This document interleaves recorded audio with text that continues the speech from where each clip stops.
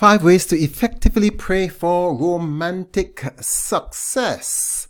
And in this video, we are going to be looking at the dynamics of how you should go about praying. We've looked at upward prayers, inward prayers, and now we want to talk about outward praying outward. Upward is your relationship with God. Inward is asking God to show you and cleanse you, redeem you, reconcile you, prepare you. Now we are going to talk about outward prayer. And again, I got some of these ideas from a lady, Deborah Fileta. She has written a book, 21 Days to Pray, 21 Days to Pray for Your Spouse. Outward prayers. And in her book, she explains that you should pray outwardly. And by that, you should pray for your future spouse.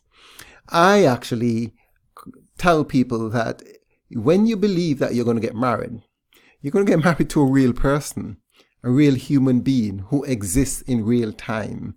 And that person is living a life parallel to you. You may not be aware of who that person is. You may not be conscious of the exact person, but it's a human being who is going through life, feeling, experiencing similar things that you are experiencing. They're struggling with their spiritual life. They're going through challenges at work. They are experiencing health issues, or they are working on businesses. And you must ask God to intervene for and on and in the life of this person. So this is how you pray outwardly. You pray for the health of the person. You pray for the finances of the person. You pray for the person's spiritual growth. You pray for the person's family, his brothers, his sisters, his parents, his niece and nephews, if he has any.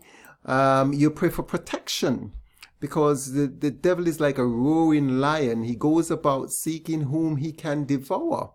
You pray that the person get, the necessary marriage preparation skills and knowledge and tips and techniques that are necessary to make a functional family. And hence, in your prayer, you pray for your future spouse. You pray that God orchestrate events so that both of you will come together, and that he would recognize who you are and you would recognize who he is. And if you're a man, you pray that God helps you to meet, to date, and to marry this individual. And that's what it means to pray outwardly. So every day you need to pray.